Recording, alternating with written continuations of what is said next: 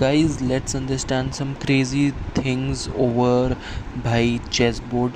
तो आज की जो वीडियो है वो काफ़ी नई नई चीज़ें इंक्लूड करेगी, जैसे कि trades, checks, castling, pinning and fork. ठीक है, हर एक डाउट जो भी है आपका कि यार ये कैसे होता है, ये कैसे होता है, वो हम इस वीडियो में समझ लेंगे।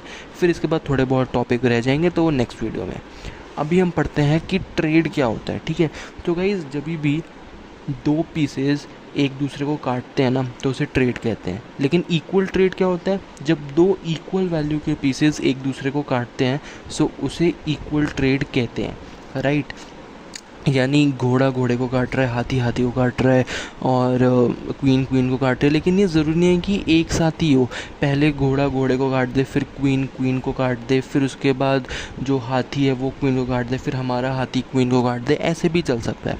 ठीक है, जैसे कि अभी मैंने यहाँ से घोड़े वाइट हॉर्स को ब्लैक हॉर्स कट कर दिया। ठीक है, फिर मैंने अपना रुख आगे बढ़ा के उस घोड़े को काटा, वाइट ने अपने रुख से मेरे रुख को लिया, फिर मैंने अपनी क्वीन से वाइट के रुख को लिया, अब वाइट अपनी क्वीन से मेरी क्वीन को लेगा और मैंने अपने पॉन से अपनी क्वीन को ले लिया। तो यहाँ पे हमारे पास इक्वल सामान बचा और अपने जो भी ट्रेड करा वो भी इक्वल था। सारे ही पॉइंट्स जो थे वो इक्वली डिस्ट्रीब्यूट हुए हर एक पीस के कटने पर। तो इसे हम कहते हैं इक्वल ट्रेड। ठीक है, अब हम पढ़ेंगे पार्शियल ट्रेड्स। भाई जैसे कि हमने पिछली में पढ़ा, इक्वल हो तो इक्वल मतलब सेम हो तो सेम। और पार्शियल में क्या होगा भाई? सिंपल, अगर एक कम पॉइंट का पीस एक ज़्यादा पॉइंट के पीस को काट दे तो उसे हम पार्शियल कहते हैं। जैसे यहाँ पे पॉन थ्रेटन कर रहा है रुक को, टेक भी लिया, और जो घोड़ा है वो थ्रेटन कर रहा था क्वीन को। सिंपल, ठीक है। तो जब भी याद रखना, कम पॉइंट वाले पीस ज़्यादा पॉइंट वाले पीस को काटेंगे तो धैड़ पैड़ हमारा पार्शियल ट्रेड वहाँ पे रूल अप्लाई हो जाएगा। और ज़रूरी नहीं है ये हर केस में हो सकता है, पॉन एक क्वीन को भी ले सकता है। अब देखो गाइज, हमारे पास अनइक्वल ट्रेड आता है तो अनइक्वल ट्रेड दो केसेस में लीड करते हैं, या तो ब्लंडर या फिर ब्रिलियंट। तो हम अभी पढ़ेंगे ब्लंडर। ठीक है, पढ़ेंगे नहीं, आई मीन देखेंगे ब्लंडर। तो यहाँ पे जो बिशप है वो क्वीन को थ्रेटन कर रही है और जो वाइट का हॉर्स है वो हमारे पॉन को थ्रेटन कर रहा है। ठीक है, बिशप को कोई भी टारगेट नहीं कर रहा है। सो इन एनी केस ना, बहुत रेयरेस्ट ऑफ द केस में होता है कि वो अपना पॉन चढ़ा दे, भाई थोड़ी ब्लंडर कर दे, कहीं और ध्यान हो। तो उस केस में यहाँ पे हम लोग, टेक्निकली हमारी क्वीन है बट मैंने एक ऐसा आपको सिचुएशन दे दी कि हमारी क्वीन को अभी कोई ख़तरा नहीं है, तो यहाँ पे हमने अपने बिशप से उसकी क्वीन को काट दिया क्योंकि उसने अटेंशन नहीं दी, इसलिए उसकी क्वीन कटी है। ठीक है, ये होती है भाई चीज़। अब यहाँ पे फर्दर हम लोग आगे मूव करते करते ना, यहाँ से मेट आ ही जाएगा उसको, क्योंकि हमारे तो सब कुछ सेफ है और उसका एक ही पीस बच चुका है। ठीक है, so this is called a blunder, right. अब मैं आपको सेम ब्रिलियंट दिखाता हूँ। ठीक है, जहाँ पे बस बिशप है वहाँ पे मेरे को क्वीन कर देनी है।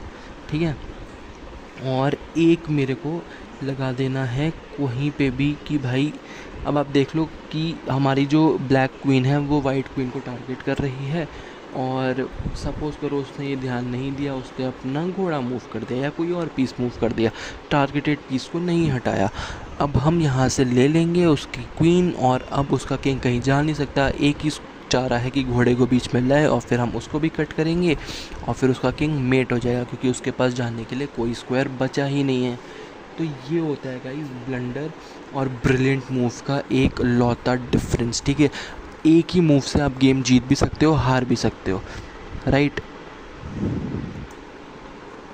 सो गाइज़ एक और केस लेते हैं इसमें। यहाँ पे मैंने एक और पोजीशन सेटअप करी है और यहाँ पे ना मैंने अपनी क्वीन बैटरी बनाई है।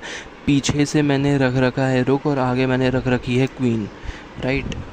और किंग के पास केवल दो ही स्क्वायर्स हैं जाने के लिए, या तो फिर वो जा सकता है आपका जी फाइल पे, या तो फिर वो जा सकता है आपका आपकी जी फाइल के टॉप पे। और अभी हम यहाँ पे क्वीन से चेक देने वाले हैं, जैसा कि आप लोगों को सामने सामने मैं एरो बना के दिखा भी रहा हूँ। ठीक है, सो यहाँ पे अब आप लोग सोच रहे होंगे यार ये तो मूव सस्त लग रहा है, ये तो गलत मूव है, ये तो इतना अच्छा मूव नहीं लग रहा है हमें, क्योंकि फिर वहाँ से क्वीन टेक ले लेगी और क्योंकि किंग के पास कोई जगह है नहीं तो आपका किंग फंस जाएगा। और आपका क्योंकि रुक जो ब्लैक रुक है वो भी एक फाइल कंट्रोल कर रहा है, सो आई मीन एक रैंक कंट्रोल कर रहा है। सो यहीं से भाई चीज़ें स्टार्ट होती हैं। कि मैं यहाँ पे अब अपनी क्वीन को रखूँगा एकदम आगे और यहाँ से क्वीन ले लिया। अब आप लोग सोच रहे होगे भाई ये तो ब्लंडर कर दिया ना। नहीं गाइज, मैंने जैसे कि बैटरी बनाई थी और मेरा एक रुक क्वीन को टारगेट करेगा, किंग हो गया है चेक, किंग के पास कोई स्क्वायर है नहीं जाने का, तो this is a brilliant move not a blunder. क्योंकि जो रुक है वो भी भाई केवल ए फाइल रैंक और सेकंड रैंक कंट्रोल करेगा। अब हम पढ़ेंगे भाई थोड़ा बहुत चेक्स के बारे में। आई नो काफ़ी फास्ट हो रहा है, वीडियो में कमेंट कर देना अगर ज़्यादा है तो। गाइस अभी आप देख सकते हो कि हमारा जो रुक है वो डायरेक्ट किंग को चेक दे रहा है, लेकिन बीच में ना घोड़ा आया हुआ है, ठीक है। ये घोड़ा जो है पूरे चेक को ब्लॉक कर रहा है, तो अगर हम इस घोड़े को कहीं पर भी मूव कर दे तो अगला मूव चेक ही होगा किंग पे, ठीक है।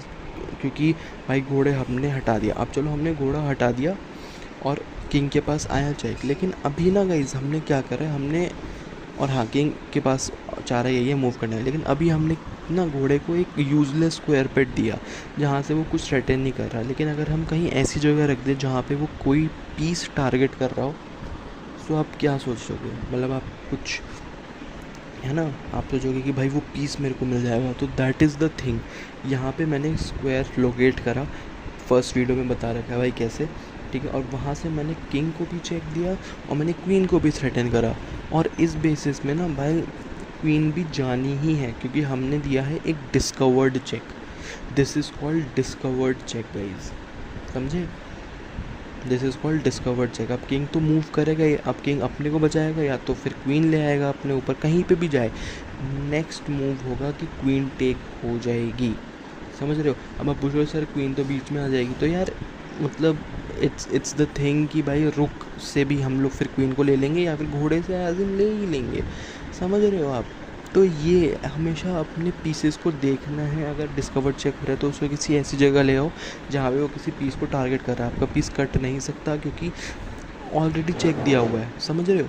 क्वीन को ऑलरेडी टारगेट करा हुआ है घोड़े ने, आप क्वीन को ले लेंगे और फिर आगे हमारा गेम चलता रहेगा। तो this is the kind of thing.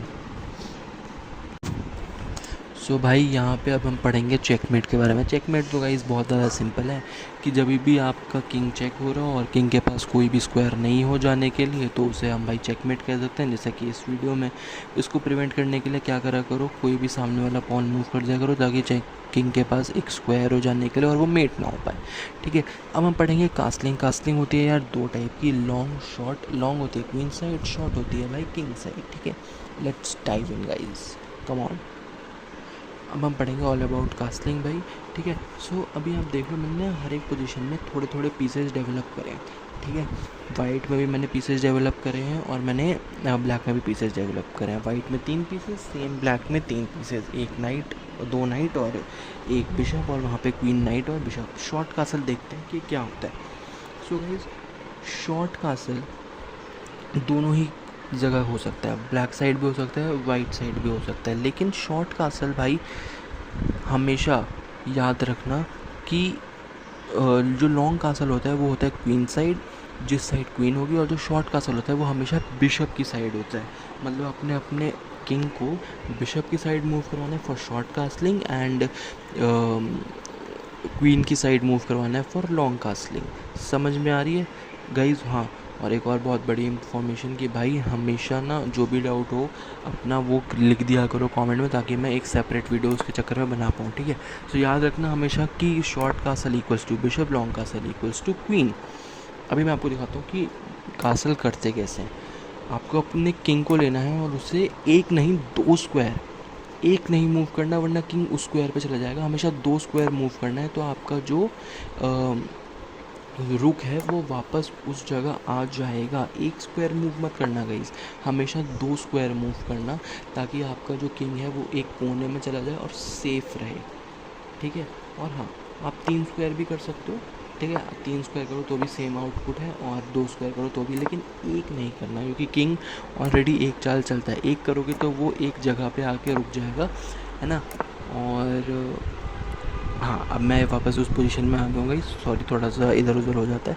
एक मूव मत करना कभी भी, हमेशा भाई 2 या फिर 3 मूव करना, ठीक है, 2 भी कर सकते हो, 3 भी कर सकते हो, दोनों में सेम ही आउटपुट आएगा। और ये हम करते इसलिए क्योंकि काफ़ी ज़्यादा थ्रेटन हो जाता है बोर्ड पे, जिसकी वजह से किंग अगर बीच में रहेगा ना तो उसे काफ़ी ज़्यादा रिस्क होगा मेट होने का।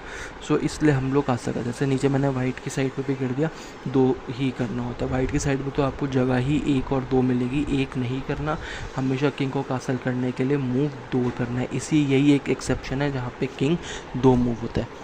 अब हम पढ़ेंगे एक बहुत इंटरेस्टिंग टॉपिक भाई, फोर्क्स। ठीक है, मैंने इस वीडियो में सिर्फ आपको नाइट से दिखाया है, लेकिन ये समझ आ जाएगा आपको कि कैसे काम करता है। जब एक पीस एक से ज़्यादा पीसेस को, ऑपोजिट पीसेस को टारगेट कर रहा होता है तो उसे फोर्क कहते हैं। जैसे यहाँ पे नाइट जो है किंग को चेक दे रहा है, क्वीन को टारगेट कर रहा है, बिशप को टारगेट कर रहा है, रुक को टारगेट कर रहा है, और हमारे प्यारे प्यारे पॉन को भी टारगेट कर रहा है। तो इसका सिंपल सी डेफिनेशन भाई यही है कि जब एक पीस एक से ज़्यादा ऑपोजिट पीसेस को टारगेट करे तो उसे हम लोग कहते हैं फोर्क।